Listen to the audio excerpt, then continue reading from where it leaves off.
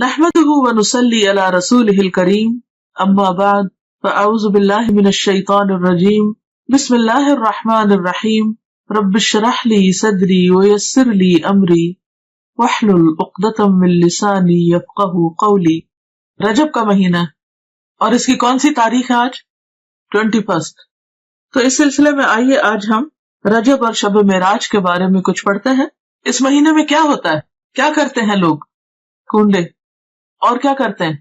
روزہ رکھتے ہیں اور ساری رات جاگتے ہیں اور کیا کرتے ہیں؟ آتش بازی بھی کرتے ہیں، نفل پڑھتے ہیں، قبرستان جاتے ہیں۔ آپ کو تو بہت معلومات ہے ماشاءاللہ۔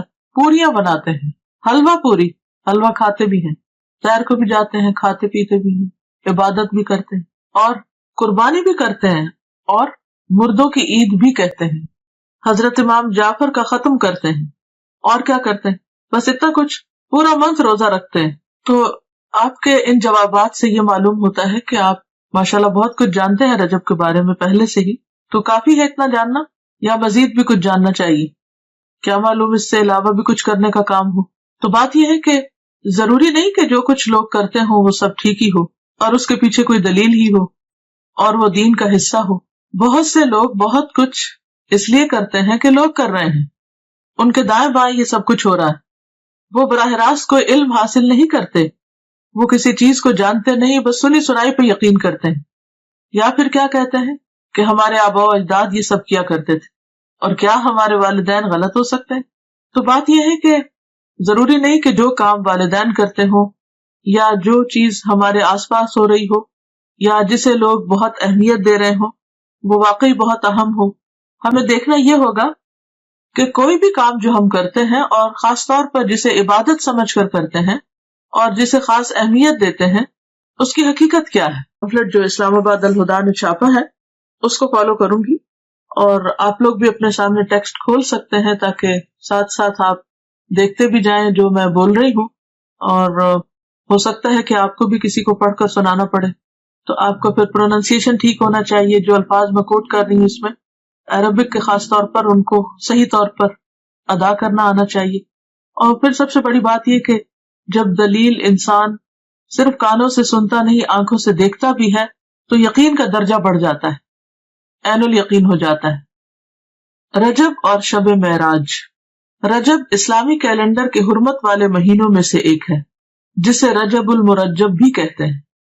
رسول اللہ صلی اللہ علیہ وسلم نے فرمایا سال 12 مہینوں کا ہے جن میں سے 4 حرمت والے ہیں، 3 پے در پے یعنی ایک کے بعد ایک، اور وہ کیا ہے؟ ذوالقعدہ، ذوالحجہ اور محرم، اور رجب جو جمادی الاخر اور شعبان کے درمیان ہے۔ یہ صحیح بخاری کی حدیث ہے، کتاب بدء الخلق۔ تو اس سے پتہ چلتا ہے کہ مہینوں کی تعداد اور مہینوں کی گنتی جو ہے یہ اللہ تعالیٰ نے مقرر فرمائی ہے اور ان میں سے 4 کو حرمت والا بنایا ہے۔ حرمت والے کا مطلب کیا ہے؟ احترام والا، قابل احترام، کہ جب یہ مہینے شروع ہو تو کسی قسم کی لڑائی جھگڑا فساد نہ کیا جائے، قتل و غارت نہ کی جائے، ہر طرف امن امان ہو۔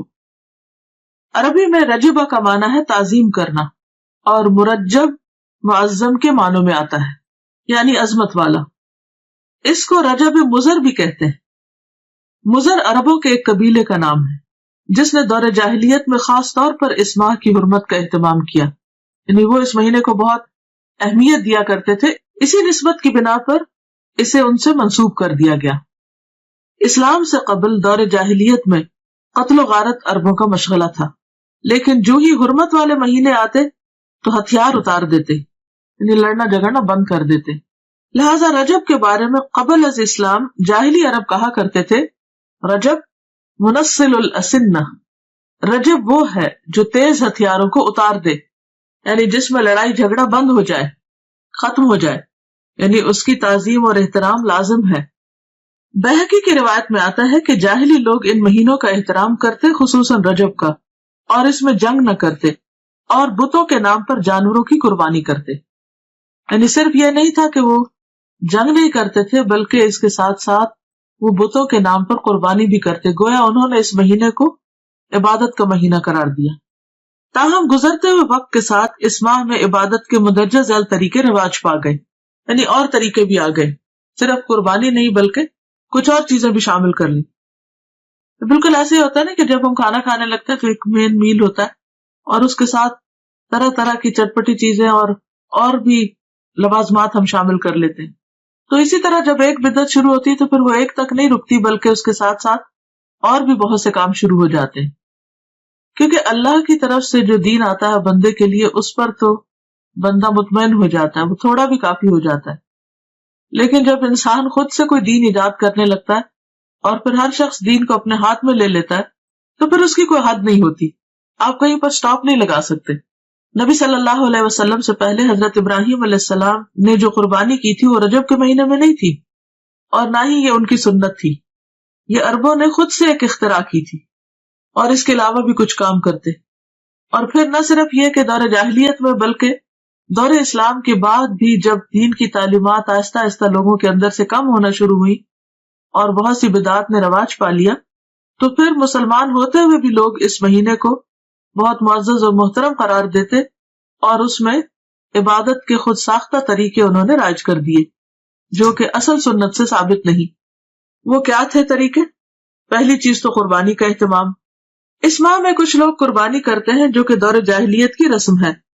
جاہلی عرب العتیرہ کے نام پر اس مہینے میں بکری کی قربانی کیا کرتے تھے، یعنی اونٹ نہیں، بھیڑ نہیں، گائے نہیں بلکہ بکری، اور ذبح کی گئی بکری کی کھال کسی درخت پر ڈال دیتے تھے. اسے رجبیتن رجب والی قربانی کہا جاتا، یعنی جس بکری کی کھال درخت پہ لٹکی ہوتی تو اس سے لوگوں کو کیا پتا چلتا کہ یہ رجب والی قربانی ہے، یعنی مزید اہتمام کر لیا. ایک تھے کہ قربانی کی، پھر یہ کہ قربانی بکری کی، پھر یہ کہ اس کی کھال درخت پر. اب ان باتوں کا دین سے کیا تعلق ہے؟ یہ تو انسانوں کو مشکل میں ڈالنے والی بات ہے. بخاری اور مسلم کی روایت میں ابو ہریرہ رضی اللہ عنہ رسول اللہ صلی اللہ علیہ وسلم سے روایت کرتے ہیں، لا فرع ولا عتیرہ، فرع اور عتیرہ کچھ نہیں. اونٹنی کا پہلا بچہ جو بتوں کے نام پر ذبح کیا جاتا فرع کہلاتا، یعنی عربوں میں صرف عتیرہ نہیں تھی، فرع بھی تھا، اور اس کے علاوہ بھی بحیرہ اور صاحبہ اور حام اور وسیلہ جن کا تذکرہ آپ قرآن مجید میں پڑھتے ہیں. یہ مختلف طریقے تھے ان کے ہاں بتوں کے نام پر قربان کرنے کے، اور ان سب جاہلی عربوں کے خود ساختہ طریقے تھے. یہ ان کی اپنی اختراعات اور بدعات تھی جو انہوں نے دین کے نام پر، ثواب کے نام پر اور مختلف فائدوں کے خاطر ایجاد کر لیے تھے. یہ ابراہیم علیہ السلام کی سنت نہ تھے. خصوصی نماز کا اہتمام. بعض لوگ اس ماہ میں خصوصی نماز صلاۃ الرغائب پڑھتے ہیں. رجب کے پہلے جمعہ کی رات کو 12 رکعات 6 سلام سے پڑھی جاتی، جس میں سورت اخلاص کے بعد ہر رکعت میں 3 مرتبہ سورت القدر پڑھی جاتی ہے. یہ بدعت 4 صدی میں شروع ہوئی جس کی کوئی اصلیت نہیں. امام ابن تیمیہ لکھتے ہیں کہ تمام علماء نے اجماع کے ساتھ اس نماز کو موضوع یعنی من گھڑت قرار دیا ہے، یعنی اس کی کوئی اصل نہیں ہے دین میں. دین تو مکمل ہو چکا ہے. نبی صلی اللہ علیہ وسلم ہر روز تہجد کی نماز پڑھا کرتے تھے اور اس میں کبھی بھی یہ نہیں ملتا کہ آپ نے کوئی مخصوص سورت ہی پڑھی ہو اور پھر اس میں یہ کہ ہر رکعت میں وہ سورت 3 بار پڑھی ہو، جیسے یہاں پر انہوں نے سورت اخلاص اور اس کے بعد ہر رکعت میں 3 مرتبہ سورت القدر پڑھنے کا لکھا ہے، اور کئی لوگ بڑی پابندی کے ساتھ اس کو پڑھتے بھی ہیں. اور پھر اس کے ساتھ بہت سی من گھڑت قسم کی فضیلتیں اور فائدے بھی منسوب کر دیے گئے ہیں. تو اسلام میں اس کی کوئی حقیقت نہیں، نہ قرآن میں اس نماز کا ذکر ہے، نہ نبی صلی اللہ علیہ وسلم نے اس نماز کی تاکید کی ہے یا تلقین، اور نہ ہی اس کا وجود ہے کسی بھی حدیث یا فقہ کی کتاب میں. یہ سراسر لوگوں نے خود گھڑ لی. عبادت کا صرف وہی طریقہ پسندیدہ ہے، عبادت وہی قابل قبول ہے جو اللہ اور اس کے رسول کی اتھارٹی کے ساتھ ہو، ان کے حکم کے مطابق ہو. خود سے عبادت کے طریقے ایجاد کرنا اللہ کی اتھارٹی میں یا اللہ کے حکم میں دخل دینا ہے، اور یہ انتہائی غلط چیز ہے کہ جس کام کے لیے ہم انٹائٹلڈ ہی نہیں، جو ہمارا کام ہی نہیں، اس میں انٹرفیئرنس کیسی؟ عبادت کے طریقے بتانا صرف معبود کا کام ہے، عابد کا کام نہیں. عابد بندہ غلام تو صرف پیروی کرے گا، اطاعت اور فرما برداری کرے گا، وہ خود سے وہ قانون نہیں بنائے گا، تو اس چیز کی کسی کو بھی اجازت نہیں. تو ہم سب کو اس کے بارے میں بے حد محتاط رہنا چاہیے. اور دین کے نام پر، عبادت کے نام پر، ثواب کی خاطر کیا جانے والا کوئی بھی کام جب بھی ہم شروع کریں تو ضرور یہ سوچیں کہ کیا اس کی کوئی دلیل قرآن میں ہے، کیا یہ سنت رسول صلی اللہ علیہ وسلم سے ثابت ہے، کیا یہ اجر جو بتایا جا رہا ہے واقعی حقیقی معنوں میں اس کا کچھ وجود ہے یا صرف ایک جھوٹ گڑھ لیا گیا ہے. اس طرح کی چیزیں دین میں شامل کرنا اور پھر ان کی پابندی کرنا، اور ایک خاص رات میں یا خاص دن میں یا خاص طریقے پر، یہ سب چیزیں دین میں دخل اندازی ہے اور یہ ناپسندیدہ ہے. آپ سوچئے کہ اگر آپ مثلا کہیں پر کوئی قانون بنا رہے ہیں یا پالیسیز بنا رہے ہیں یا کسی بھی قسم کا کوئی ڈسپلن قائم کر رہے ہیں، اور ایک وہ شخص جس کا اس سے کوئی تعلق نہیں معاملے سے، وہ بیچ میں آ کر اپنی ایک کلاس ڈال دے، اپنی طرف سے کوئی چیز لوگوں کو اس کی پابندی کروانا شروع کر دے، تو یہ جرم ہوگا. ایک یہ دوسرے کی ٹیریٹری میں مداخلت ہوگی کہ آپ کو جس کام پر اپوائنٹ نہیں کیا گیا. یا پھر یہ کہ مثلا اگر کسی کو کسی خاص قانون کی پابندی کروانے کے لیے کہا گیا اور وہ اس قانون کے ساتھ کچھ اور قانون اپنی طرف سے بھی شامل کر دے جس کی اس کو اجازت نہ ہو، اس کے پاس کوئی اتھارٹی نہ ہو، کوئی سند نہ ہو، تو یہ طریقہ انتہائی معیوب ہے. تو دین کے معاملے میں بھی ہمیں نہایت سمجھداری سے کام لینا چاہیے اور دین کو بس اتنا ہی رکھنا چاہیے کہ جتنا وہ ہے یا جتنا ہمیں دے دیا گیا ہے. اگر ہم کچھ چیزیں اپنی طرف سے شامل کریں گے تو ایسا کرنا دین کو بوجھل بنانا ہوگا، مشکل بنانا ہوگا، اور لوگوں کے لیے زندگی کو دوبر کرنے کے مترادف ہوگا. اور یہ انتہائی ناپسندیدہ بات ہے، کیونکہ ہمارے لیے اتنا ہی دین کافی ہے جتنا ہمیں اللہ اور اس کے رسول صلی اللہ علیہ وسلم نے دے دیا. اس کی پابندی بھی ہم پہ بڑی بھاری ہوتی ہے، کہاں یہ کہ ہم ایکسٹرا چیزیں شروع کر دیں. پھر عمرہ کا اہتمام. لوگ اس ماہ میں خصوصی طور پر عمرہ کا اہتمام بھی کرتے ہیں، جبکہ قرآن اور حدیث سے اس بات کا کوئی ثبوت نہیں ملتا کہ آپ صلی اللہ علیہ وسلم نے اس ماہ میں عمرہ ادا کیا ہو. بلکہ حضرت عائشہ رضی اللہ تعالی عنہا نے ایک موقع پر اس کی تردید بھی کی ہے. عروہ بن زبیر سے روایت ہے کہ میں نے عائشہ رضی اللہ تعالی عنہا سے اس کے بارے میں پوچھا تو فرمایا، ما اعتمر رسول اللہ صلی اللہ علیہ وسلم فی رجب قط. صحیح بخاری. رسول اللہ صلی اللہ علیہ وسلم نے رجب میں کبھی بھی عمرہ ادا نہ فرمایا. تو اس لیے اگر کوئی ویسے اپنے عمرہ ٹرپ پہ جا رہا ہے تو ضرور جائے، نیکی کا کام ہے، لیکن خاص طور پر رجب کے مہینے کو مخصوص کرنا اور پھر سال بھر انتظار کرنا کہ رجب آئے گا تو ہم پھر عمرہ کرنے جائیں گے، یہ غلط بات ہوگی. یا یہ سوچ کر کہ یہ نبی صلی اللہ علیہ وسلم کی سنت کی پیروی ہے تو یہ بھی غلط ہوگا.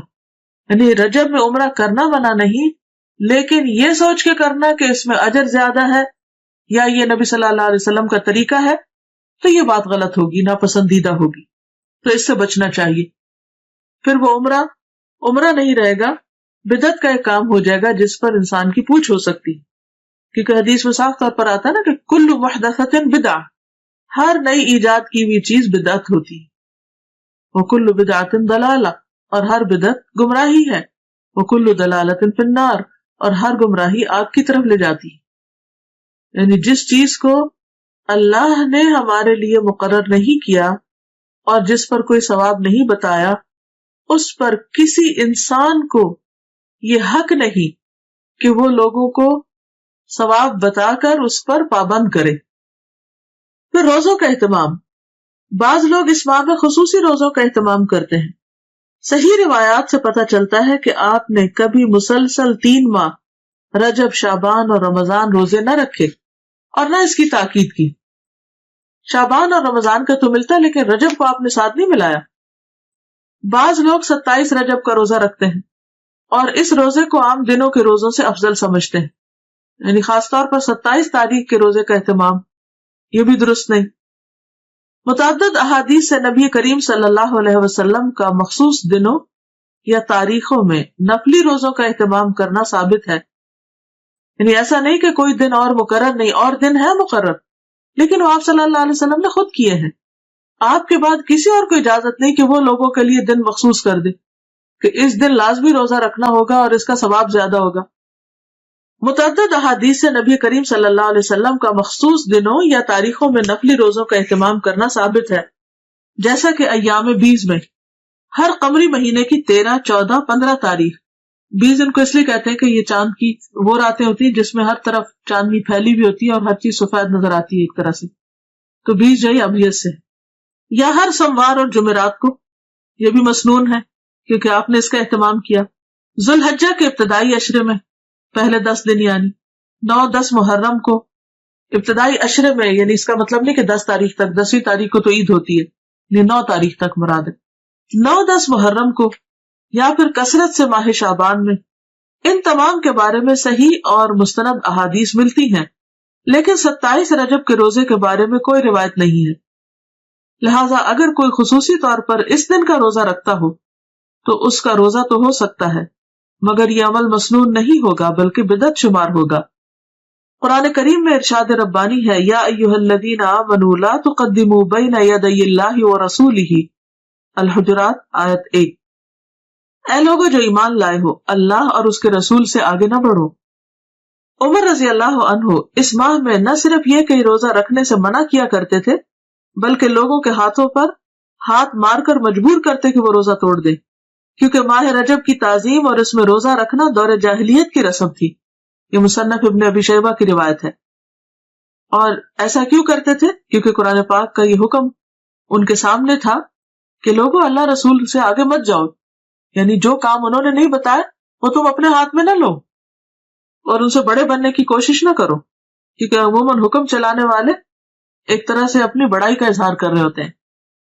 البتہ اگر کوئی شخص بطور عادت ہر ماہ چاند کی 13، 14 اور 15 تاریخ یا پیر اور جمعرات کو رکھتا ہو تو اس ماہ میں بھی رکھ سکتا ہے، یعنی اگر 27 رجب پیر کو آ رہی ہے اور اس کی پہلے سے عادت ہے ہر پیر کو روزہ رکھنے کی، تو ایسا شخص روزہ رکھ سکتا ہے۔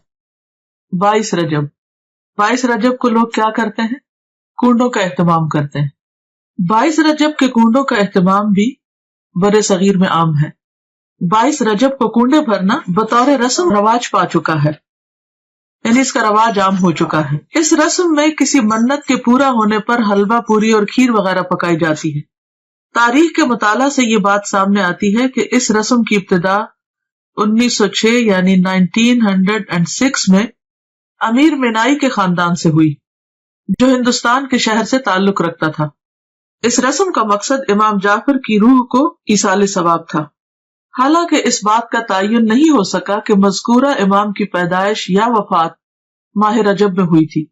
کوئی بھی نہیں جانتا کہ واقعی امام جعفر اس مہینے میں پیدا ہوئے یا ان کی وفات ہوئی، لیکن اس رسم کو جو کہ تقریباً 100 سال پہلے شروع ہوئی، امام جعفر سے منسوب کر دیا گیا۔ تو اس سے یہ بھی پتہ چلتا ہے کہ اس کا آغاز نبی صلی اللہ علیہ وسلم نے نہیں کیا، یہ چیز اصل دین میں نہیں۔ اسلام میں کسی بھی برگزیدہ شخصیت کی پیدائش کے دن خوشی منانے یا خصوصی صدقہ و خیرات کی کوئی گنجائش نہیں ہے، یعنی کسی بھی انسان کے حوالے سے کوئی دن منانا اسلامی روایت نہیں ہے، مثلا برتھ ڈے منانا یا برسی منانا یا انہی خاص دنوں پر کوئی صدقہ خیرات کرنا، یہ سب چیزیں بعد کی پیداوار ہیں۔ صحابہ کرام ان چیزوں سے بہت آگے تھے، ان کی زندگیوں میں ایسی مصروفیات نہیں تھی، اسی وجہ سے انہوں نے بڑے بڑے کام کیے، دین کی بڑی خدمت کی۔ آج ہم میں سے اکثر لوگ وقت کی کمی کا شکایت کرتے ہیں کہ وقت نہیں ہے، تو اس کی بھی اصل وجہ کیا ہے؟ اس کی بنیادی وجہ ہمارا غیر ضروری، غیر متعلق چیزوں میں اپنا وقت لگانا ہے یا اپنا مال لگانا ہے۔ جہاں صدقہ کی ضرورت ہوتی ہے وہاں ہم صدقہ نہیں کرتے، بھوکے کو کھانا نہیں کھلاتے، یتیم کی پرورش سے جی چراتے ہیں۔ اسی طرح دین کے کام، تبلیغ کے کاموں میں خرچ کرنا تو ہمارے ذہن میں ہی نہیں ہوتا، یا اس کو تو ہم صدقہ خیرات میں شامل ہی نہیں کرتے، یا صدقہ جاریہ کے کام یا پروجیکٹس جو ہیں وہ نظر انداز کیے رکھتے ہیں، یعنی اوور آل جو امت کی حالت، اسی وجہ سے ہماری حالت دیکھنے کے قابل ہے۔ لیکن پھر ہمارا مال کہاں جاتا ہے؟ یا تو وہ شادی کی بڑی بڑی تقریبات میں صرف ہو جاتا ہے، یا پھر وہ وفات کے موقع سے متعلق بہت سے جو رسم و رواج ہم لوگوں نے عام کر رکھے ہیں ان میں خرچ ہو جاتا ہے، یا پھر اسی قسم کے نظر اور منت ہے جس کا اسلام میں کوئی بھی تصور نہیں، کوئی اس کی اوریجن نہیں، ان میں خرچ ہو جاتے ہیں۔ یہ قول ہے کہ البدعۃ تمیت السنہ، بدعت جو ہے وہ سنت کو ختم کر دیتی، سنت کی موت ہے، یعنی کوئی بھی سنت رواج نہیں پا سکتی اگر کہیں پر بدعت چھائی ہوئی ہو۔ تو یہ عام سمجھ میں آنے والی کامن سینس کی بات ہے کہ اگر آپ اپنے وقت کو یا اپنی جگہ کو یا اپنے کسی بھی کام کو غیر ضروری چیزوں سے اسٹف کر دیں گے، بھر دیں گے اور غیر متعلقہ چیزیں اس میں کرنے لگیں گے، تو جو اصل چیز ہے یا اہم کام ہے وہ نہیں ہو سکے گا۔ مثلا اگر اپنے اہم وقت میں، پرائم ٹائم میں آپ فضول باتیں کرتے رہیں، ادھر ادھر گھومتے پھرتے رہیں، تو آپ کا نماز کا وقت نکل جائے گا۔ اسی طرح اگر آپ اپنے صدقہ خیرات کو غیر ضروری چیزوں پر لگا دیں گے تو ضروری چیزوں پر خرچ کرنے کے لیے آپ کے پاس مال نہیں رہے گا۔ اسی طرح اگر آپ کی دلچسپیاں صرف انٹرٹینمنٹ میں لگ گئی تو آپ کے پاس وقت نہیں رہے گا کہ آپ کوئی سنجیدہ کام کر سکے۔ تو بات یہ ہے کہ اسلام میں کسی بھی برگزیدہ شخصیت کی پیدائش کے دن خوشی منانے یا خصوصی صدقہ خیرات کی کوئی گنجائش نہیں ہے۔ علاوہ ازیں کنڈوں کا نہ قرآن و سنت میں ذکر ہے، نہ ہی صحابہ کرام، تابعین یا تبع تابعین کے زمانے میں اس کا کوئی ثبوت ملتا ہے، یعنی ان لوگوں کے ہاں اس کا کوئی کانسیپٹ ہے ہی نہیں۔ تو جو چیز قرآن و سنت سے ثابت نہیں، اس کے کرنے پر کوئی اجر و ثواب بھی نہیں۔ اور اگر ہم بعد میں کوئی ایسی چیز ایجاد کرتے ہیں اور اجر و ثواب کی نیت سے کرتے ہیں تو وہ بدعت میں شمار ہوگا، اس کے فائدے کی بجائے گناہ ہوگا۔ لہٰذا ایسی چیزوں سے بچنا ضروری ہے۔ اصل دین کیا ہے؟ ہمارے ذہن میں واضح ہونا چاہیے کہ اصل دین کیا ہے۔ اصل دین وہ ہے جو اللہ تعالیٰ نے محمد صلی اللہ علیہ وسلم کے ذریعے ہم تک پہنچایا، یعنی دین اللہ کی اطاعت و فرمانبرداری، اس کے احکامات کے آگے سر تسلیم خم کرنے اور محمد صلی اللہ علیہ وسلم کی سنت پر عمل کرنے کا نام ہے۔ ارشاد ربانی ہے، الیوم اکملت لکم دینکم واتممت علیکم نعمتی ورضیت لکم الاسلام دینا، المائدہ 3۔ آج میں نے تمہارے لیے تمہارا دین مکمل کر دیا اور تم پر اپنی نعمت تمام کر دی اور تمہارے لیے دین اسلام کو پسند کر لیا۔ لہذا کوئی بھی ایسا کام جو آپ صلی اللہ علیہ وسلم نے نہ کیا اور نہ ہی اس کا حکم دیا، اسے دین کا حصہ سمجھتے ہوئے ادا کرنا اور پھر اس پر اجر و ثواب کی توقع رکھنا بدعت ہے۔ نبی کریم صلی اللہ علیہ وسلم کا ارشاد ہے، کل محدثۃ بدعہ وکل بدعۃ ضلالہ وکل ضلالۃ فی النار، بے شک ہر نئی بات بدعت ہے اور ہر بدعت گمراہی ہے اور ہر گمراہی آگ میں لے جانے والی ہے۔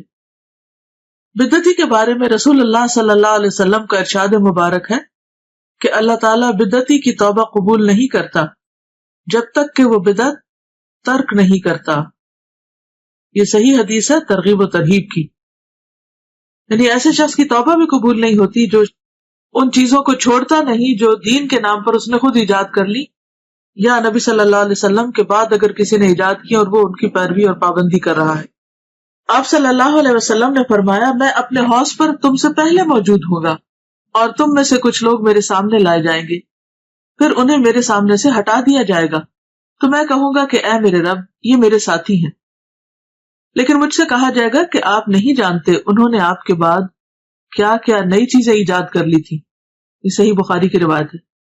تو اس سے آپ اندازہ لگائیں کہ اگر کوئی شخص دین میں نئے طریقے ایجاد کرتا ہے اور ان کی پابندی کرتا ہے اور ان کو فرض کے درجے پر لے آتا ہے، تو قیامت کے دن ایسے شخص کو نبی صلی اللہ علیہ وسلم کے حوض سے پانی نصیب نہ ہوگا اور آپ اس شخص سے خفا ہوں گے کیونکہ اس نے دین کو اپنے ہاتھ میں لے لیا۔ لہٰذا ایسے تمام طریقوں اور کاموں سے بچنے کی ضرورت ہے جو دین کے نام پر آپ کے بعد ایجاد کر لیے گئے ہوں، کیونکہ آپ صلی اللہ علیہ وسلم نے فرمایا، من احدث فی امرنا ھذا ما لیس منہ فہو رد، صحیح بخاری۔ جس نے ہمارے اس دین میں کوئی ایسی چیز ایجاد کی جو اس میں سے نہ ہو تو وہ مردود ہے، یعنی ریجیکٹڈ ہے، قابل قبول نہیں۔ اسی طرح یہ ہے کہ بعض لوگ 27 رجب کی شب کو عبادت کا اہتمام کرتے ہیں، تو اس کے بارے میں دین کا حکم کیا ہے؟ دیگر بدعات کے علاوہ 27 رجب کو رات جاگ کر عبادت کرنے اور دن کو روزہ رکھنے کو بھی بہت اہمیت دی جاتی ہے اور اس کی نسبت واقعہ معراج سے کی جاتی ہے۔ حالانکہ نبی کریم صلی اللہ علیہ وسلم نے اپنی حیات مبارکہ میں واقعی معراج کے بعد اس رات کسی خصوصی عبادت کا نہ تو اہتمام کیا اور نہ ہی نبی کریم صلی اللہ علیہ وسلم کا کوئی قول یا عمل 27 رجب کی شب خصوصی عبادت کے بارے میں، یعنی یہ سب کچھ سیلف کریٹڈ ہے۔ نہ تو آپ نے ایسی کوئی عبادت کی اس رات، نہ صحابہ نے روزہ رکھا، اور نہ ہی آپ نے کوئی ایسا حکم دیا۔ آپ کے جانثار صحابہ کرام یا ازواج مطہرات میں سے بھی کسی نے اس کا اہتمام نہیں کیا، لہٰذا ایسے تمام طریقوں اور کاموں سے بچنے کی ضرورت ہے جو دین کے نام پر نبی کریم صلی اللہ علیہ وسلم کے بعد ایجاد کر لیے گئے ہوں، یعنی اپنی طرف سے کسی چیز کی پابندی نہ اپنے اوپر اس طرح فرض کے درجے میں کرنی چاہیے اور نہ ہی کسی اور کو اس کا پابند کرنا چاہیے۔ واقعہ معراج کے ظہور کی حقیقت اپنی جگہ مسلم ہے، یہ واقعہ تو پیش آیا ہے، مگر یہ بھی ایک حقیقت ہے کہ اس کے رونما ہونے کی تاریخ کے بارے میں کم و بیش 36 مختلف اقوال ملتے ہیں، 36 ڈفرنٹ ورژنز ہیں۔ بعض کے مطابق یہ واقعہ ربیع الاول میں ہوا، بعض نے رمضان، بعض نے ہجرت سے چند سال بعد اور بعض نے چند ماہ قبل کہا۔ اس کی حتمی تاریخ کسی صحیح حدیث سے یقینی طور پر ثابت نہیں کہ واقعی یہ 27 رجب کو ہی ہوا ہوگا، تاہم یہ بات تسلیم شدہ ہے کہ نبی کریم صلی اللہ علیہ وسلم کو مکی زندگی کے آخری حصے میں یہ خاص مشاہدہ کرایا گیا جس میں ہمارے لیے سیکھنے اور عمل کرنے کے بہت سے پہلو ہیں۔ قرآن پاک میں اللہ تعالیٰ نے فرمایا ہے، سبحان الذی اسری بعبدہ لیلا من المسجد الحرام الی المسجد الاقصی الذی بارکنا حولہ لنریہ من آیاتنا انہ هو السمیع البصیر۔ سورۃ بنی اسرائیل آیت نمبر 1۔ پاک ہے وہ ذات جو اپنے بندے کو ایک رات میں مسجد الحرام سے مسجد اقصی تک لے گیا جس کے آس پاس ہم نے برکت رکھی ہے، یعنی اس علاقے میں اللہ نے برکتیں نازل کی ہیں تاکہ ہم اسے اپنی بعض نشانیاں دکھائیں، یقیناً وہ خوب سننے والا اور خوب دیکھنے والا ہے۔ اس آیت میں جس واقعے کی طرف اشارہ ہے وہ اسراء کے نام سے مشہور ہے۔ اسراء کے لفظی معنی ہے رات کو سفر کرنا، رات کو چلنا۔ یہ وہی سفر ہے جس میں نبی کریم صلی اللہ علیہ وسلم کو جسم اور روح سمیت مسجد الحرام یعنی مکہ سے مسجد اقصی فلسطین تک معجزاتی طور پر لے جایا گیا، یعنی براق پر۔ فرشتوں کی ہمنشینی کا یہ سفر اس زمانے کے حالات، اسباب سفر اور فاصلے کی طوالت کی وجہ سے انسانی عقل اور سمجھ سے بالاتر ہے، یعنی انسان نہیں سمجھ سکتا کہ ایک رات میں آپ اتنی تیزی سے وہ سفر کیسے کیے اور کس طرح آپ واپس بھی آ گئے۔ لیکن جیسا کہ اس آیت میں واضح کیا گیا ہے کہ پاک ہے وہ ذات یعنی اللہ جو اپنے بندے کو لے گیا، یعنی اللہ تعالیٰ کے لیے کچھ بھی مشکل نہیں۔ جن چیزوں کو ہم ناممکن سمجھتے ہیں وہ اللہ کے ہاں ناممکن نہیں، تو جس ذات میں کمال قدرت ہو وہ سب کچھ کر سکتا ہے۔ اس حیرت انگیز اور ایمان افروز سفر کی تفاصیل بخاری اور مسلم سمیت احادیث کی دیگر کتب میں موجود ہیں، تو اب ہم اس کے بارے میں پڑھیں گے کہ یہ واقعہ کیسے رونما ہوا۔ بعض روایات کے مطابق 27 رجب کی شب کو نبی صلی اللہ علیہ وسلم معراج پر تشریف لے گئے۔ اگرچہ اس کے بارے میں اختلاف ہے لیکن پھر بھی عام طور پر غالب گمان یہی ہے کہ آپ اسی شب کو تشریف لے گئے تھے۔ تو آئیے تھوڑا سا اس بارے میں دیکھ لیتے ہیں کہ آپ نے اللہ سبحانہ و تعالیٰ کی کون کون سی نشانیاں دیکھی، کیا کیا چیزیں مشاہدہ فرمائیں اور ان میں ہمارے لیے کیا سبق ہے۔ آغاز سفر اور شق صدر۔ شق کہتے ہیں پھاڑنے کو اور صدر کہتے ہیں سینے کو، اور شق صدر کا معنی ہے سینے کو کھولنا۔ اس کی تفصیل آگے ملے گی، ابھی اتنا ہی کافی۔ انس بن مالک رضی اللہ عنہ سے مروی ہے کہ معراج کی رات جب بیت اللہ سے نبی کریم صلی اللہ علیہ وسلم کو لے جایا گیا تو وحی آنے سے قبل آپ کے پاس 3 فرشتے آئے۔ اس وقت آپ مسجد الحرام میں سو رہے تھے۔ ان میں سے ایک نے پوچھا وہ کون ہے، یعنی آپ کی طرف اشارہ کر کے۔ دوسرے نے جواب دیا وہ ان میں سب سے بہتر ہیں۔ تیسرے نے کہا ان میں جو سب سے بہتر ہے انہیں لے لو۔ اس رات اتنا ہی واقعہ پیش آیا اور نبی صلی اللہ علیہ وسلم نے اس کے بعد انہیں نہیں دیکھا، یہاں تک کہ وہ دوسری رات آئے جبکہ آپ کا دل دیکھ رہا تھا اور آپ کی آنکھیں سو رہی تھی لیکن دل نہیں سو رہا تھا۔ تمام انبیاء کی نیند ایسی ہی ہوتی ہے، انہوں نے آپ سے کوئی بات نہ کی، یہاں تک کہ آپ کو اٹھا کر چاہے زمزم کے پاس لٹایا، چاہ کہتے کنویں کو، یعنی زمزم کے کنویں کے پاس۔ یہاں جبریل علیہ السلام نے اپنا کام سنبھالا اور سینہ مبارک گردن تک خود اپنے ہاتھ سے چاک کیا، چاک کیا یعنی کاٹا، اور سینہ اور پیٹ کی تمام چیزیں نکال کر انہیں اپنے ہاتھ سے زمزم کے پانی سے دھویا۔ جب خوب دھو چکے تو آپ کے پاس سونے کا ایک تشت لایا گیا، تشت پلیٹ کو کہتے ہیں جیسے ٹرے وغیرہ، اس میں سونے کا ایک بڑا پیالہ تھا جو حکمت اور ایمان سے پر تھا، یعنی بھرا ہوا تھا۔ اس سے آپ کے سینے اور گلے کی رگوں کو پر کر دیا، یعنی بھر دیا، وہ حکمت اور ایمان انڈیل دیا سینے اور گلے کی رگوں کو۔ سینہ مبارک پھر سے سی دیا گیا، صحیح بخاری کتاب التوحید۔ اور بہت سے لوگ اس بات پر حیران ہوں گے اور پریشان بھی ہوں گے کہ یہ کیسے ممکن ہے کہ کسی کا سینہ چاک کر دیا جائے۔ تو بات یہ ہے کہ اگر آج اللہ تعالیٰ نے انسان کو یہ عقل دی ہے اور انسان سرجری کے ذریعے سینہ کھول کے پھر اسے بند کرنے کے قابل ہو گیا ہے، اور یہاں تک کہ بعض لوگوں کا ہارٹ ٹرانسپلانٹ کیا بھی گیا ہے اور کافی حد تک اس میں کامیابی بھی ہوئی ہے، تو کیا اللہ کے بھیجے ہوئے فرشتوں اور خاص طور پر جبریل علیہ السلام جو القوی الامین ہے، اللہ تعالیٰ ان کو یہ ٹیکنیک نہیں سکھا سکتا، ان کو یہ طریقہ نہیں بتا سکتا کہ سینہ کھولا کیسے جائے اور سینہ بند کیسے کیا جائے؟ تو یہ بھی اللہ کی نشانیوں میں سے ایک نشانی ہے، اور ایسا علم ہمارے ایمان بالغیب کا ایک ٹیسٹ ہے بیسیکلی، کہ کیا ہم اس پر ایمان رکھتے ہیں۔ بعض اوقات قرآن مجید میں ایسی کوئی بات آتی ہے جیسے موسیٰ علیہ السلام کی معجزات کا ذکر ہے یا دیگر انبیاء کے، تو ہم یہ سوچ کر اس کو مان لیتے ہیں کہ یہ اللہ کا کلام ہے اور قرآن مجید میں کوئی شک نہیں اور یہ درست ہوگا۔ لیکن جب حدیث میں ہم ایسی کوئی بات پڑھتے ہیں تو بعض اوقات ہم شک میں پڑ جاتے ہیں۔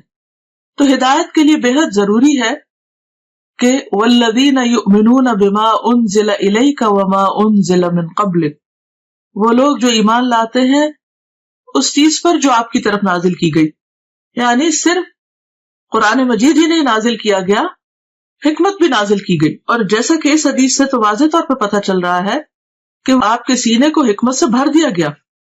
تو یہ کہاں سے آئی تھی حکمت، کہاں سے آیا تھا ایمان، کون لایا تھا؟ وہی لایا تھا جو دوسری وحی لاتے تھے، یعنی جبریل علیہ السلام۔ کہاں سے لائے تھے؟ اللہ سبحانہ وتعالیٰ کی طرف سے لائے تھے، اور پھر آپ کے اندر انڈیل دی گئی، ڈال دی گئی، اور اس سے آپ کا سینہ بھر دیا گیا۔ اب آپ سوچ رہے ہوں گے کہ حکمت اور ایمان تو ایبسٹریکٹ چیزیں ہیں، اور گلے کی رگیں جو ہیں یا سینہ جو ہے یا دل جو ہے وہ دیکھنے کو مادی چیزیں ہیں، تو یہ کیسے ممکن ہوا؟ تو آپ دیکھیے کہ جیسے روح غیر مادی ہے اور ہمارا جسم مادی ہے، جب روح انسان کے اندر آتی ہے تو وہ تو نظر نہیں آتی، اس کا تو کوئی وزن نہیں ہوتا، تو وہ کیسے آ جاتی؟ وہ کون ڈالتا ہے؟ وہ بھی تو اللہ تعالیٰ فرشتے کو بھیج کر روح ڈالتے ہیں نا۔ تو جو رب ایک ایبسٹریکٹ چیز کو، نظر نہ آنے والی چیز کو انسان کے جسم کے اندر اور پورے جسم کے اندر ایک فرشتے کو بھیج کر ڈال سکتا ہے، جو رب، کیا وہ رب ایمان اور حکمت کو ایک پیغمبر کے سینے میں نہیں ڈال سکتا؟ خواہ وہ مادی تھے یا نہیں تھے، وہ جس بھی حال میں تھے، ہمیں اس کا علم نہیں دیا گیا، ہمارا فرض بنتا ہے اس پر ایمان لانا، کیونکہ یہ ایمان بالغیب ہی کی ایک قسم ہے۔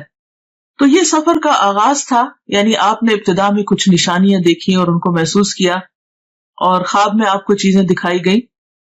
اس کے بعد پھر کیا ہوا؟ مسجد الحرام سے مسجد اقصیٰ تک اسراء کا واقعہ، اور اسراء عربی میں کہتے ہیں رات کے وقت سفر کرنے کو۔ اس کے بعد آپ کے پاس شراب، دودھ اور شہد کے برتن لائے گئے، آپ نے دودھ پسند فرمایا۔ جبریل علیہ السلام نے کہا آپ نے فطرت پائی، آپ کو ہدایت نصیب ہوئی، اور آپ کی امت کو بھی۔ یہ مسند احمد کی روایت کا حوالہ ہے۔ بحوالہ جہاں لکھا ہوتا ہے اس کا معنی ہوتا ہے کہ بات پوری کی پوری نہیں لکھی گئی بلکہ اس میں کچھ اختصار کے ساتھ روایت کی گئی ہے، یعنی اس انفارمیشن کا سورس مسند احمد ہے۔ یہاں پر آپ دیکھیے کہ آپ صلی اللہ علیہ وسلم براق پر سفر کرتے ہیں، انبیاء کی امامت کرتے ہیں، اور پھر اس کے بعد آپ کی مہمانی کی جاتی اور 3 چیزیں پیش کی جاتی اور تینوں میں سے آپ دودھ کو پسند کرتے ہیں. تو اس سے یہ پتہ چلتا ہے کہ انسان کے کھانے پینے کی جو چوائس ہوتی ہے وہ اس کی شخصیت کی عکاس ہوتی ہے. اب دنیا میں بھی اگر کوئی شراب کو پسند کرتا ہے تو اس کا مطلب یہ ہے کہ اس کی ایک خاص قسم کی پرسنالٹی. دودھ کو پسند کرنے والے شہد کو پسند کرنا، تو ہر انسان اپنے اپنے مزاج کے مطابق چیزوں کا انتخاب کرتا ہے. اور پھر بعض لوگوں کا انتخاب صرف ان کی اپنی ذات تک نہیں، ان کے خاندان اور پھر خاندان سے آگے بھی لوگوں کو متاثر کرتا ہے. تو خاص طور پر جو لوگ دین کا کام کرنے والے ہیں ان کے لیے بے حد ضروری ہے کہ وہ انبیاء کی سنت کو فالو کریں اپنے کھانے پینے کی چوائس میں بھی. مسجد اقصی سے آسمانوں کی طرف معراج. معراج کا لفظ جو ہے یہ عین را جیم سے ہے. عروج اسی سے ہے جس کا معنی ہوتا ہے بلندی، اور معراج عربی میں سیڑھی کو کہتے ہیں. مسجد اقصی سے آپ کو عالم بالا میں لے جایا گیا. معراج عربی میں سیڑھی کو کہتے ہیں جو اوپر چڑھنے کے لیے استعمال ہوتی ہے. اس نسبت سے سفر کے اس حصے کو بھی معراج کہا گیا ہے. بیشتر مفسرین کے نزدیک سورۃ النجم کی درج ذیل آیات واقع معراج کی دلیل ہیں. سورۃ النجم آیت 13-18 یعنی 13 سے 18 تک. وَلَقَدْ رَآهُ نَزْلَةً أُخْرَى عِنْدَ سِدْرَةِ الْمُنْتَهَى عِنْدَهَا جَنَّةُ الْمَأْوَى إِذْ يَغْشَى السِّدْرَةَ مَا يَغْشَى مَا زَاغَ الْبَصَرُ وَمَا طَغَى لَقَدْ رَآى مِنْ آيَاتِ رَبِّهِ الْكُبْرَى. اور ایک مرتبہ پھر اس نے سدرۃ المنتہا کے پاس اس کو اترتے دیکھا. کس نے کس کو دیکھا؟ محمد صلی اللہ علیہ وسلم نے جبریل علیہ السلام کو دیکھا.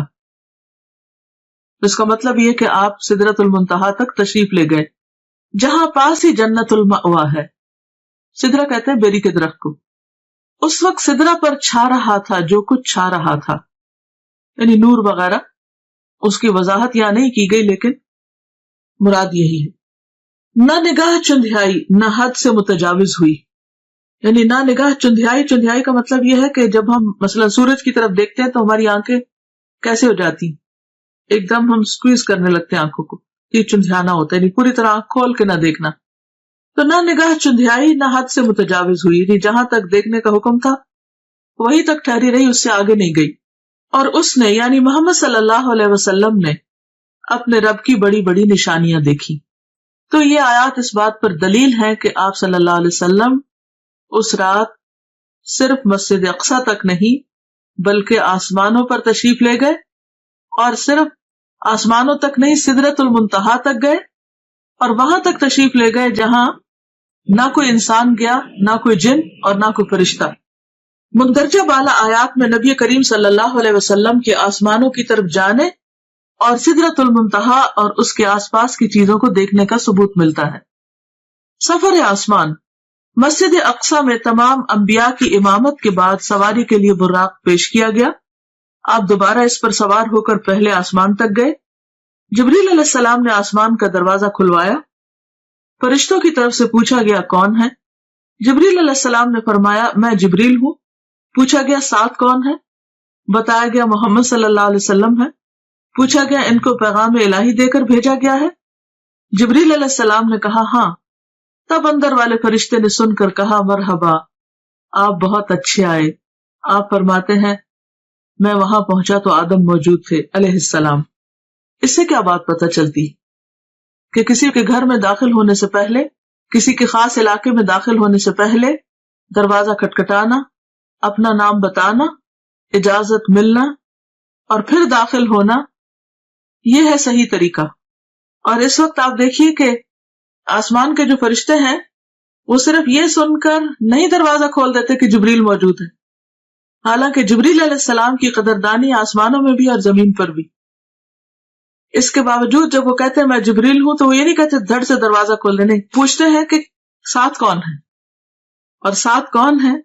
سب انسانوں میں سے عظیم چنے ہوئے انسان. بتایا گیا محمد صلی اللہ علیہ وسلم. اب اتنا کہنے پر بھی دروازہ نہیں کھلتا. پوچھتے ہیں کہ کیا ان کو پیغام الہی دے کر بھیجا گیا؟ کیا اللہ تعالیٰ نے بلایا ہے؟ جبریل نے کہا ہاں. تب فرشتے نے سن کر کہا مرحبا، اس سے یہ پتہ چلتا ہے کہ فرشتے کس قدر امانت دار ہیں، کس قدر ڈیوٹیفل ہیں، ان کو جو کہا گیا ہے وہی کرتے ہیں. یفعلون ما یؤمرون. اچھا ہمارا حال کیا ہوتا ہے کہ ہم فوراً ایکسائٹمنٹ میں اپنی حدود سے آگے بڑھ جاتے ہیں. اچھا فلاں، بس فلاں کے لیے تو کوئی قید ہی نہیں، کوئی حد ہی نہیں اور کوئی ریسٹرکشن ہی نہیں. دنیا میں آپ دیکھیے کہ جو وی آئی پیز عام طور پر ہوتے ہیں یا مخصوص قسم کے لوگ ہوتے ہیں، بعض اوقات ان کے لیے کوئی قانون نہیں ہوتا اور سمجھتے کہ وہ ہر قانون سے بالا ہے اور وہ جہاں سے چاہے داخل ہو جائے اور جو چاہے کرے، اور اگر کسی کو روکا جائے تو وہ اس کو انا کا مسئلہ بھی بنا لیتا ہے کہ میری بے عزتی کی گئی ہے. لیکن یہاں پر آپ دیکھیے کہ جبریل علیہ السلام جو اس قانون کی پابندی کرتے ہیں اور بہت آرام کے ساتھ جواب دیتے ہیں، اور پھر جتنا سوال پوچھا جاتا ہے اتنا ہی جواب دیتے ہیں، اور پھر نبی صلی اللہ علیہ وسلم کا تعارف کراتے ہیں، اور اس کے بعد دروازہ کھلتا ہے. جب دروازہ کھلتا ہے تو آپ صلی اللہ علیہ وسلم آدم علیہ السلام کو دیکھتے ہیں. جبریل نے کہا کہ یہ آپ کے باپ آدم ہیں.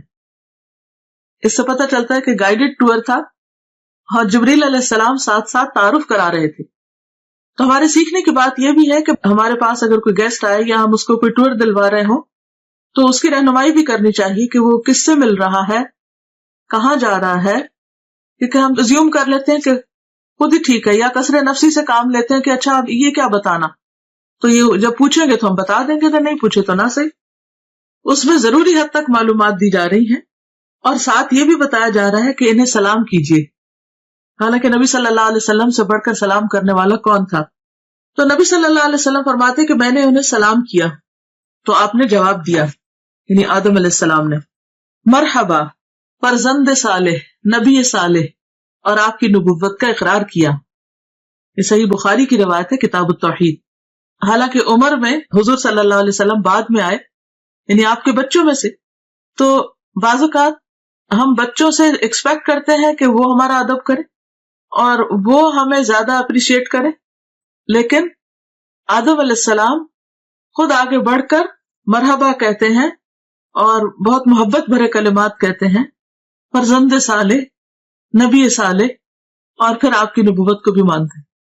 اس سے ایک بہت اچھی بات پتہ چلتی ہے کہ اگر بچے کبھی والدین سے زیادہ ترقی کر جائیں، مرتبے اور مقام میں، اسٹیٹس میں آگے بڑھ جائیں، تو اس صورت میں اس اسٹیٹس کو ایکنالج کرنا، اولاد کو اپریشیٹ کرنا، ان کو ان کا مقام دینا، یہ بھی پیغمبرانہ اخلاق میں سے ہے.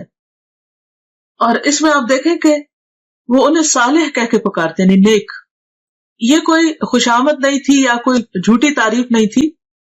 اگر کسی کے اندر کوئی خوبی ہے تو اس خوبی کا ذکر کر دینا اخلاص کے ساتھ، اچھے آسن انداز میں، دوسرے کو اچھے لقب سے پکارنا، یہ بھی ایک بہترین اخلاق ہے. بعض اوقات جب کوئی چھوٹا ہوتا ہے نا عمر میں ہم سے، تو خواہ مرتبے میں بڑا بھی ہو تو ہم صرف نام لے لے کے پکارتے ہیں، یہ ظاہر کرنے کے لیے کہ ہم عمر میں بڑے ہیں یا ہم کسی بھی اعتبار سے بڑے ہیں، اور یہ تو چھوٹا ہے، اگر اس کے اندر کوئی خوبی ہے بھی تو بھی اس کو اکنالج نہیں کرتے. مثلاً بعض اوقات ایسا ہوتا ہے کہ آپ کا کوئی شاگرد بہت ترقی کر جاتا ہے، علم حاصل کر کے بڑے مرتبے پہ پہنچ جاتا ہے، تو اب آپ اس کو یہ نہ سوچیں کہ چونکہ یہ میرا شاگرد ہے اس لیے زندگی بھر یہ میرے سے کم ہی رہے گا. نہیں، وہ آپ سے زیادہ بھی آگے جا سکتا ہے. تو ایسی صورت میں اس کے علم کو، اس کے تقویٰ کو، یا کسی بھی چیز کو اکنالج کرنا جو ہے یہ بھی ضروری ہوتا ہے. ایک اور روایت ہے کہ آپ نے آسمان دنیا میں ایک بزرگ شخص کو بیٹھے دیکھا جس کے دائیں اور بائیں صرف کچھ صورتیں نظر آئیں. دائیں طرف دیکھتے تو وہ بزرگ ہنستے اور بائیں طرف دیکھتے تو روتے. میں نے جبریل سے پوچھا یہ کون ہے؟ تو جواب دیا گیا آدم ہے. یہ دوسری روایت میں آتا ہے. یہ دائیں جانب والی اور بائیں جانب والی صورتیں ان کی اولاد ہیں. دائیں طرف رائٹ ہینڈ والے جنتی ہیں اور بائیں طرف والے دوزخی ہیں، اس لیے ایک طرف دیکھ کر ہنستے ہیں اور دوسری طرف دیکھ کر روتے ہیں. یہ صحیح بخاری کی روایت ہے. اور پچھلی روایت اور اس میں کوئی کنٹراڈکشن نہیں ہے. پچھلی روایت جو ہے وہ مختصر ہے، جس میں آدم علیہ السلام کو دیکھتے ہیں تو آپ جبریل سلام کرنے کو کہتے ہیں. تو اس میں یہ ہے کہ شاید نبی صلی اللہ علیہ وسلم دور سے دیکھتے ہیں اور آدم علیہ السلام کے عمل کو دیکھ کر تھوڑے حیران ہوتے ہیں، تو جبریل علیہ السلام انہیں بتا دیتے ہیں اور جب وہاں پہنچتے ہیں تو پھر سلام کرنے کے لیے کہتے ہیں. نبی کریم صلی اللہ علیہ وسلم فرماتے ہیں جبریل مجھے لے کر آگے بڑھے اور دوسرے آسمان تک پہنچے، پھر اسی طرح سوال و جواب ہوئے۔ وہاں مجھے عیسیٰ اور یحییٰ علیہ السلام ملے جو باہم خالہ زاد بھائی بھی ہیں۔ جبریل علیہ السلام نے کہا یہ یحییٰ اور عیسیٰ علیہ السلام ہیں، انہیں سلام کیجیے۔ میں نے سلام کیا، دونوں نے جواب دیا، پھر کہا مرحبا برادر صالح اور نبی صالح، اور آپ کی نبوت کا اقرار کیا۔ پھر اسی طرح ان سے کچھ باتیں ہوئیں۔ صحیح بخاری کی روایت ہے، جس سے پتہ چلتا ہے کہ جس آسمان پہ بھی آپ جا رہے تھے وہاں سلام دعا ہو رہی تھی، اور یہی ہم مسلمانوں کا بھی شعار اور طریقہ ہونا چاہیے کہ جس سے بھی ملے تو پہلی چیز سلام دعا۔ اس کے بعد مجھے لے کر تیسرے آسمان کی طرف چڑھے اور دروازہ کھلوایا۔ پوچھا گیا کون؟ جبریل نے کہا میں ہوں۔ پوچھا گیا تمہارے ساتھ کون ہے؟ انہوں نے کہا محمد صلی اللہ علیہ وسلم۔ پوچھا گیا ان کے پاس پیغام الہی دے کر بھیجا گیا ہے؟ جبریل علیہ السلام نے کہا ہاں۔ فرشتوں نے یہ سن کر کہا مرحبا، آپ بہت اچھے آئے۔ دروازہ کھولا گیا، وہاں پہنچے تو دیکھا کہ وہاں یوسف علیہ السلام موجود ہیں۔ جبریل علیہ السلام نے کہا یہ یوسف علیہ السلام ہے، سلام کہیے۔ میں نے سلام کیا، انہوں نے جواب دیا۔ انہوں نے کہا مرحبا برادر صالح اور نبی صالح، اور آپ کی نبوت کا اقرار کیا۔ ایک اور روایت میں ہے کہ آپ صلی اللہ علیہ وسلم نے فرمایا میں نے یوسف علیہ السلام کو دیکھا، اللہ نے حسن کا آدھا حصہ ان کو دیا تھا۔ صحیح مسلم کتاب الایمان۔ اس کے بعد جبریل علیہ السلام مجھے لے کر آگے بڑھے، چوتھے آسمان پر اسی طرح سوال و جواب ہوئے۔ ادریس علیہ السلام وہاں موجود تھے، سلام دعا ہوئی، انہوں نے بھی اسی طرح برادر صالح اور نبی صالح کہہ کر مرحبا کہا اور آپ کی نبوت کا اقرار کیا۔ برادر بھائی کو کہتے ہیں فارسی میں۔ اس کے بعد جبریل علیہ السلام پانچویں آسمان تک آگے بڑھے، وہاں بھی اسی طرح سلام دعا ہوئی۔ ہارون علیہ السلام وہاں موجود تھے، انہوں نے بھی نبی صالح برادر صالح کہہ کر مرحبا کہا اور آپ کی نبوت کا اقرار کیا۔ اس کے بعد آگے چھٹے آسمان تک چڑھے، دروازہ کھلوایا گیا اور اسی طرح سوال و جواب اور مرحبا کہا اور آپ کی نبوت کا اقرار کیا۔ یہاں پر موسیٰ علیہ السلام تھے، آپ انہیں چھوڑ کر آگے بڑھے تو وہ رونے لگے۔ پوچھا آپ کے رونے کی کیا وجہ ہے؟ انہوں نے کہا میں اس لیے روتا ہوں کہ یہ نوجوان پیغمبر نبی صلی اللہ علیہ وسلم میرے بعد مبعوث ہوئے، ان کی امت کے لوگ میری امت کے لوگوں سے زیادہ تعداد میں جنت میں جائیں گے۔ یعنی انہیں اپنی امت کا فکر تھا اور وہ ان کے غم میں ایک طرح سے رو رہے تھے، یعنی کہ انہیں نبی صلی اللہ علیہ وسلم کو زیادہ خیر ملنے پر حسد کا شکار ہو کر رونا دھونا شروع کر دیا۔ اور اس سے یہ بھی پتہ چلتا ہے کہ جب انسان کسی کے اندر کوئی خوبی اور بھلائی دیکھتا ہے تو اس وقت وہ تمنا کرتا ہے کہ اس کے پاس بھی خوبی اور بھلائی ہو۔ لیکن یہاں آپ دیکھیں کہ موسیٰ علیہ السلام اپنی ذات نہیں اپنی امت کی فکر کر رہے ہیں، اور یہ امت کی خیرخواہی اور لوگوں کی خیرخواہی جو ہے یہ انبیاء کی سرشت میں ہوتی ہے۔ اس کے بعد ساتویں آسمان پر پہنچے اور دروازہ کھلوایا۔ پوچھا گیا کون؟ میں نے کہا جبریل ہوں۔ پوچھا گیا تمہارے ساتھ کون ہے؟ انہوں نے کہا محمد صلی اللہ علیہ وسلم ہے۔ پوچھا گیا ان کے پاس پیغام الہی دے کر بھیجا گیا؟ اس سے پتہ چلتا ہے کہ ہر آسمان کے فرشتے نے ایسا ہی کیا۔ جبریل علیہ السلام نے کہا ہاں۔ فرشتوں نے یہ سن کر کہا مرحبا، آپ بہت اچھے آئے۔ جب میں وہاں پہنچا تو ابراہیم علیہ السلام کو موجود پایا۔ جبریل علیہ السلام نے کہا یہ آپ کے جد امجد ابراہیم علیہ السلام ہیں، انہیں سلام کہیے۔ میں نے انہیں سلام کیا، انہوں نے جواب دیا اور فرمایا مرحبا فرزند صالح نبی صالح، اور بیٹا کہہ کر پکارا، آپ کی نبوت کا اقرار کیا۔ وہاں ابراہیم علیہ السلام بیت المعمور کے ساتھ ٹیک لگا کر بیٹھے ہوئے تھے، یعنی گویا دنیا میں جو ان کا خاص بہترین عمل تھا اس کی جزا کے طور پر اللہ تعالیٰ نے ان کو وہاں بھی گھر عطا کیا۔ سیدنا ابن عباس سے مروی ہے کہ آپ ایک ایسے مقام پر پہنچے جہاں پر جبریل علیہ السلام نے آپ کا ساتھ چھوڑ دیا، تو اس پر آپ نے فرمایا ایسے مقام پر کوئی دوست اپنے دوست کو نہیں چھوڑتا، آپ میرا ساتھ کیوں چھوڑ رہے ہیں؟ جبریل علیہ السلام نے فرمایا اگر میں اس مقام سے آگے بڑھوں تو نور سے جل جاؤں گا۔ سنن بہقی کی روایت ہے۔ اس کے بعد آپ کو سدرۃ المنتہا تک لے جایا گیا، اس کے بیر حجر کے مٹکوں کے برابر اور اس کے پتے ہاتھی کے کان کی طرح تھے، یعنی پتے بہت بڑے بڑے تھے اور بیر بھی بہت بڑے بڑے۔ اس پر سونے کے پتنگے چھا گئے اور اللہ کے حکم سے جو کچھ چھانا تھا چھا گیا۔ یہ حجر کے مٹکے جو ہے یہ علاقے کا نام ہے اور وہاں کے برتن شاید مشہور ہیں، یا خاص سائز کے ہیں تو اس لیے ان سے تشبیہ دی گئی. اور اللہ کے حکم سے جو کچھ چھانا تھا چھا گیا. اس سے وہ سدرہ بیری کا درخت تبدیل ہو کر اتنا خوبصورت ہو گیا کہ اللہ کی کوئی مخلوق اس کا حسن بیان کرنے کی تاب نہیں رکھتی. آج بھی آپ دیکھیں کہ بعض لوگ درختوں کے آس پاس یا نیچے لائٹس لگا کر رکھتے ہیں. دن کے وقت تو درختوں کا اپنا ایک حسن ہوتا ہے، سورج کی روشنی میں بہت خوبصورت چمکتے ہوئے نظر آتے ہیں، لیکن رات کے وقت بعض اوقات درختوں کے اوپر لائٹیں لگائی ہوئی ہوتی ہیں، یا بعض اوقات ان کے تنے کے بالکل نیچے زمین پر اس اینگل سے لائٹس لگائی جاتی ہیں کہ درختوں کا حسن دوبالا ہو. تو رات کے وقت بھی اگر آپ ان درختوں کو دیکھیں روشنی میں تو ان کا حسن اور طرح کا ہوتا ہے. تو یہاں پر یہ ہے کہ وہ جو بیری کا درخت تھا اس پر بھی خاص قسم کا نور اور روشنی اسے بے حد خوبصورت بنا رہی تھی. اس وقت اللہ تعالیٰ نے اپنے بندے کو وحی فرمائی اور آپ پر اور آپ کی امت پر 50 وقت کی نمازیں فرض کی. واپس آتے ہوئے موسیٰ علیہ السلام سے آپ کی ملاقات ہوئی تو دریافت کیا کہ آپ کو کیا حکم ملا. آپ نے جواب دیا، ایک دن رات میں مجھ پر اور میری امت پر 50 نمازیں فرض کی گئی. موسیٰ علیہ السلام نے کہا، آپ کی امت ایک دن رات میں 50 نمازیں نہ پڑھ سکے گی. میں بنی اسرائیل کا خوب تجربہ کر چکا ہوں. آپ کمی کی درخواست لے کر اپنے رب کے پاس جائیں. موسیٰ علیہ السلام کے فرمانے پر آپ اللہ کے پاس واپس گئے اور کمی کی درخواست کی. اللہ تعالیٰ نے آپ کی درخواست کو قبول فرما کر 10 نمازوں کی تخفیف فرمائی. اس کے بعد آپ موسیٰ علیہ السلام کے پاس آئے تو انہوں نے پوچھا کیا ہوا. آپ نے کہا کہ 10 نمازوں کی کمی کر دی گئی. یہ سن کر موسیٰ علیہ السلام نے فرمایا، اب پھر واپس جائیے اور تخفیف یعنی کمی کی درخواست کیجیے. آپ واپس گئے اور اللہ تعالیٰ سے تخفیف کی درخواست کی. اللہ تعالیٰ نے اس کے بعد 10 نمازوں کی کمی کر دی. یوں آپ کی موسیٰ علیہ السلام اور اللہ تعالیٰ کے درمیان آمد و رفت جاری رہی، یعنی بیک اینڈ فورتھ آتے جاتے رہے، یہاں تک کہ اللہ تعالیٰ نے 5 نمازیں کر دی.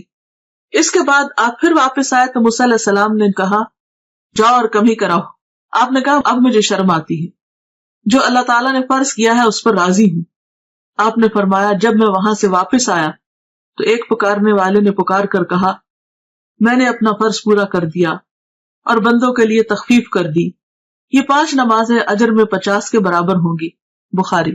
اس سے ایک اور بات یہ بھی پتہ چلتی ہے کہ بعض اوقات کوئی حکم آتا ہے، کوئی پالیسی بنتی ہے یا کوئی ایسا قانون پاس ہوتا ہے جو عوام کے لیے بہت مشکل ہو سکتا ہے، تو جو بھی شخص یا جو بھی انسان یہ سمجھتا ہو کہ یہ لوگوں کے لیے بھاری ہوگا یا مشکل ہو تو وہ ان کے حق میں سفارش کر کے بات کر سکتا ہے. یہاں پر آپ دیکھیے کہ نبی صلی اللہ علیہ وسلم اللہ تعالیٰ کا حکم آنے کے بعد اس میں تخفیف کی درخواست کر رہے ہیں اور موسیٰ علیہ السلام سفارش کر رہے ہیں. تو اس سے ایک تو ہم موسیٰ علیہ السلام کی بہت مرہون منت ہے کہ انہوں نے ہمارا بہت خیال کیا، ورنہ ہم جو 5 نہیں پڑھتے تو 50 کہاں پڑھتے، تو کس قدر مشکل ہوتی. اور پھر دوسری طرف یہ ہے کہ نبی صلی اللہ علیہ وسلم بھی اللہ سبحانہ تعالیٰ کے پاس جا کر بار بار عرض کرتے ہیں، اور اللہ سبحانہ تعالیٰ اپنے بندوں پر اس قدر مہربان ہے کہ 5 کرنے کے باوجود اجر 50 ہی کا رکھا. یہ ہے اس کی رحمت. دنیا میں کوئی بادشاہ ایسی عنایت نہیں کر سکتا کہ اگر کسی کو 50 گھنٹے کے لیے ہائر کیا ہے اور وہ 5 گھنٹے کام کرنا چاہے تو اجرت 50 گھنٹے کی دے. اس کے علاوہ چند اور مشاہدات دیگر کتب میں مذکور ہیں. سورۃ البقرہ کی آخری 2 آیات بھی عرش کے خزانے سے عطا کی گئیں، یعنی اسی موقع پر جب نمازوں کا حکم دیا گیا. نہر کوثر اور جنت کا مشاہدہ. سدرۃ المنتہا پر بہت سے عجائبات کا مشاہدہ کرنے کے بعد رسول اللہ صلی اللہ علیہ وسلم نے فرمایا، پھر مجھے جنت میں لے جایا گیا تو میں نے وہاں دیکھا کہ موتیوں کے قبے ہیں اور اس کی مٹی کستوری ہے. کستوری خوشبو کا نام ہے جو ہرن کی ناف سے نکلتی ہے، بہترین قیمتی قسم کی خوشبو ہے. تو یہ مٹی سے بھی خوشبو آ رہی تھی. مٹی کی دنیا میں بھی خوشبو ہوتی ہے نا، لیکن وہاں کی خوشبو کستوری جیسی تھی. جنت میں آپ نے نہر کوثر کا مشاہدہ فرمایا. حضرت انس سے روایت ہے کہ نبی کریم صلی اللہ علیہ وسلم نے فرمایا، میں ایک نہر پر آیا، اس کے دونوں کنارے موتیوں اور قبوں کے تھے، یعنی چھوٹے چھوٹے جیسے پرلز کے چھوٹے چھوٹے ڈیونز تھے. میں نے پوچھا، جبریل علیہ السلام یہ کیا ہے؟ جبریل علیہ السلام نے کہا، یہ کوثر ہے. صحیح بخاری. یعنی آپ کو وہ نہر جو عطا کی گئی، انا اعطیناک الکوثر کہہ کر، وہ بھی آپ کو دکھائی گئی. ابراہیم علیہ السلام کو امت محمد صلی اللہ علیہ وسلم کے نام خصوصی پیغام. ابن مسعود بیان کرتے ہیں کہ رسول اللہ صلی اللہ علیہ وسلم نے فرمایا، معراج کی رات میری ملاقات حضرت ابراہیم علیہ السلام سے ہوئی. انہوں نے کہا، اے محمد صلی اللہ علیہ وسلم، اپنی امت کو میری طرف سے سلام کہیے. تو ہم سب کو کیا کہنا چاہیے؟ وعلیکم السلام. اور ان کو بتائیے کہ جنت کی مٹی بڑی عمدہ ہے، اس کا پانی میٹھا ہے، لیکن وہ چٹیل میدان ہے، یعنی اس میں کچھ اگانے کی ضرورت ہے، اور اس کی کاشتکاری سبحان اللہ والحمد للہ ولا الہ الا اللہ واللہ اکبر ہے. اللہ پاک ہے اور تمام تعریف اللہ ہی کے لیے ہے، اس کے سوا کوئی الہ نہیں، اور اللہ سب سے بڑا ہے. جامع الترمذی. تو اس سے کیا پتہ چلتا ہے کہ ہمیں کثرت کے ساتھ اللہ کا ذکر کرتے رہنا چاہیے تاکہ جنت خوب ہری بھری ہو جائے. دنیا میں پودے لگانے کے، خاص طور پر جن لوگوں کو گارڈننگ کا شوق ہوتا ہے، وہ کبھی راضی ہوتا ہی نہیں. ایک کے بعد ایک قسم کا پودا، یہاں بھی جگہ خالی ہے، اس کونے میں یہ لگ جائے، یہاں بڑا درخت لگ جائے، یہاں چھوٹا لگ جائے. تو یہ امیجن کیا کریں، دنیا کے آج کل تو ویسے بھی سمر ہے اور ہر طرف پھل پھول لگے ہوئے ہیں، تو اسے دیکھ کر ہمیشہ جنت کا سوچا کریں کہ کتنی گرینری چاہیے، کیسا باغ چاہیے. پھر آپ دیکھ لیجئے کہ کتنا ذکر کرنا ہے. غیبت کرنے والوں کا انجام بد، یعنی جہاں آپ نے اچھی اچھی چیزیں دیکھی وہاں پر آپ نے جہنم کے کچھ نظارے بھی دیکھے. انس رضی اللہ عنہ سے روایت ہے کہ رسول اللہ صلی اللہ علیہ وسلم نے فرمایا، معراج کے موقع پر میرا گزر ایسے لوگوں کے پاس سے ہوا جن کے ناخن پیتل کے تھے، براس کے. وہ اپنے چہروں اور سینوں کو نوچ رہے تھے. میں نے پوچھا، جبریل علیہ السلام یہ کون لوگ ہیں؟ جبریل نے کہا، یہ وہ لوگ ہیں جو لوگوں کا گوشت کھایا کرتے تھے اور ان کی غیبت کرتے تھے، یعنی دوسروں کو بدنما کرتے، دوسروں کے عزت پر حملہ کرتے، اور آج ان کی اپنی شکل جو ہے وہ خود بگاڑ رہے ہیں. بے عمل خطباء کا عبرتناک انجام. انس رضی اللہ عنہ سے روایت ہے کہ رسول اللہ صلی اللہ علیہ وسلم نے فرمایا، میں نے معراج کی رات کچھ لوگوں کو دیکھا کہ ان کے منہ آگ کی کینچیوں سے کاٹے جا رہے ہیں. میں نے پوچھا، جبریل یہ کون لوگ ہیں؟ جبریل نے کہا، یہ آپ کی امت کے وہ خطیب ہیں، سپیکرز ہیں، جو لوگوں کو تو بھلائیوں کا حکم دیتے ہیں اور خود ان پر عمل نہیں کرتے، حالانکہ وہ کتاب بھی پڑھتے ہیں بس وہ نہیں سمجھتے. یہ شرح السنہ کی روایت ہے. یعنی دوسروں کو نصیحت اور خود میاں فضیحت، اوروں کو نیکی کا حکم دینا اور خود اس پر عمل نہ کرنا، یہ بھی ایک بہت سیریس میٹر ہے. جب ہم کسی کو بھی کچھ کہنے جا رہے ہوں تو اپنے آپ کو بھی ضرور ساتھ ساتھ شامل کر لیں. بیان اسراء اور معراج پر اہل مکہ کا رد عمل.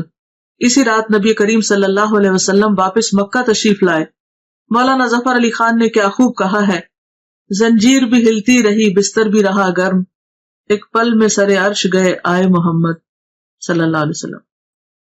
یعنی آپ ایک ہی رات میں آسمان پہ جا کے واپس آ گئے، اور یہ سب کچھ معجزانہ طور پر ہوا، اور یہ بھی اللہ کی قدرت اور اللہ کی عظمت کی دلیل ہے کہ وہ جو چاہے کرے. اگلی صبح آپ نے قوم کو گزشتہ رات کے بارے میں بتایا. صحیح مسلم میں ہے کہ اللہ کے رسول صلی اللہ علیہ وسلم نے فرمایا، معراج کا یہ واقعہ جب میں نے مشرکین مکہ کو سنایا تو انہوں نے اس کی تردید اور تکذیب کی. کسی نے تالیاں بجائیں، کسی نے تعجب اور انکار کے ساتھ ہاتھ اپنے سر پہ رکھ لیا. کچھ لوگ ابو بکر کے پاس گئے اور انہیں اس کی خبر دی. وہ ایک پیکر صدق کو ایمان تھے. کہنے لگے، اگر یہ بات آپ صلی اللہ علیہ وسلم نے فرمائی ہے تو سچ فرمائی ہے. لوگوں نے کہا، آپ بھی ان کی تصدیق کرتے ہیں؟ آپ نے جواب دیا، میں تو اس سے بھی بڑی بات پر آپ کی تصدیق کرتا ہوں. آسمان سے صبح و شام جو خبر آتی ہے میں اس میں بھی آپ کو سچا مانتا ہوں. اسی پر ان کا لقب صدیق ٹھہرا. اب دیکھیں کہ جہاں یہ اتنا بڑا اعزاز تھا اور آپ نے اتنا کچھ دیکھا، وہاں اس کا ذکر اتنی شدید مخالفت اور لوگوں کے اندر شکوک و شبہات کا ذریعہ بن گیا. گویا ان کا ایک امتحان تھا. اور اس موقع پر جو حقیقی معنی میں ایمان لانے والے تھے، جن کے رہنما ابو بکر صدیق ہیں، انہوں نے اپنے عمل سے آپ صلی اللہ علیہ وسلم کی اس فعل کی تصدیق کی اور صدیق کا لقب پایا. حقیقی ایمان وہی ہے جو ہر طرح کے شک و شبہ سے بالا ہو. دین کے بارے میں، کسی قرآن کی آیت کے بارے میں یا حدیث کے بارے میں یا پیغمبر صلی اللہ علیہ وسلم کے کسی عمل کے بارے میں کوئی بات اگر آپ کو اپنی عقل سے بالا لگے اور سمجھ نہ آئے تو اس موقع پر فوراً یہ سوچا کریں کہ جس رب نے آسمان بنایا، زمین بنائی، سب کچھ بنا، اس کے لیے کون سا کام مشکل ہے. تو شک کی کوئی گنجائش رہتی نہیں. شکوک و شبہات جو ہے یہ منافقت کو جنم دیتے ہیں اور جب شک آنے لگے تو یہ آیت بھی پڑھا کرے افی اللہ شک فاطر السماوات والارض، افی اللہ شک، کیا اللہ کے بارے میں شک جس نے آسمان و زمین کو پھاڑا، یعنی یہ اکٹھے تھے پھر ان کو الگ الگ کیا، یعنی جس نے اتنا بڑا کام کیا، کیا اس کی ذات میں یا اس کے احکامات میں یا اس کے کسی بھی کارنامے میں یا قدرت میں شک کیا جا سکتا ہے؟ ہرگز بھی نہیں۔ اظہار ثانی اور بے یقینی کے جذبات سے مغلوب کفار نے آپ کا امتحان لینے کی ٹھانی۔ بات یہ ہے کہ ہر نعمت کے ساتھ ایک آزمائش ہوتی۔ پوچھا کہ بیت المقدس کیسا ہے اور اس کی علامتیں کیا ہیں؟ صحیح مسلم میں آپ کو ارشاد نقل ہے کہ اللہ تعالیٰ نے بیت المقدس میرے سامنے ظاہر فرما دیا، اور جو باتیں اور نشانیاں مشرکین دریافت کرتے میں دیکھ دیکھ کر بتاتا جاتا، آپ کو کچھ بھی نہیں بھولا۔ یوں آپ کی تردید اور تکذیب کا جو جذبہ لیے آئے اس کی اکثر نفی ہو گئی، لیکن نہ ماننے والے پھر بھی نہ مانے۔ یہی کہہ سکے کہ جہاں تک اوصاف کا تعلق ہے تو آپ نے بالکل ٹھیک ٹھیک بیان کیے ہیں، آپ نے کچھ اور باتیں بھی بتائیں اور بعد میں آنے والے قافلوں سے ان کی تصدیق ہو گئی۔ اس طرح زبانیں بند ہو گئیں، مگر دل یہی سوچتے رہے کہ یہ کیسے ہو سکتا ہے۔ اب بھی بہت سے لوگ یہی سوچتے ہیں کہ یہ کیسے ہو سکتا ہے، حالانکہ اللہ تعالیٰ تو ہر چیز پہ قادر ہے، اور جب وہ کسی بات کا ارادہ کر لیتا ہے تو اسے صرف کن ہو جا کہنے کی ضرورت ہوتی ہے۔ معراج کے دوران نبی کریم صلی اللہ علیہ وسلم کو جو بھی مشاہدات کروائے گئے، ان میں ہمارے لیے بہت سے سبق ہیں، جن میں سے اہم ترین یہ ہے کہ ہم اپنی نمازوں کی پابندی کریں، جن کا حکم اللہ تعالیٰ نے اس موقع پر نبی کریم صلی اللہ علیہ وسلم کو دیا۔ اس جنت کے لیے کوشاں ہوں جس کا مشاہدہ آپ نے بنفس نفیس فرمایا۔ ابراہیم علیہ السلام کے خصوصی پیغام کے مطابق کثرت سے ذکر الہی کریں، دوسروں کی غیبت سے پرہیز کریں، اور جو بات دوسروں کو کہیں اس پر خود بھی عمل کریں۔ اللہ تعالی ہمیں اس کی توفیق عطا فرمائے۔ وآخر دعوانا ان الحمد للہ رب العالمین۔ سبحانک اللہم وبحمدک، نشہد ان لا الہ الا انت، نستغفرک ونتوب الیک۔ السلام علیکم ورحمۃ اللہ وبرکاتہ۔ نتوب الیک۔ السلام علیکم ورحمۃ اللہ وبرکاتہ۔